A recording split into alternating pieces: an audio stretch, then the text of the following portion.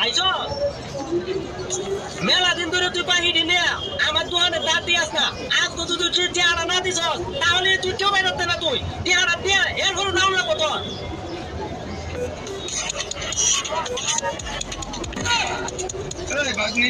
আমার দিন করে জমতে ভাই হ্যাঁ এটা জুস তিনছে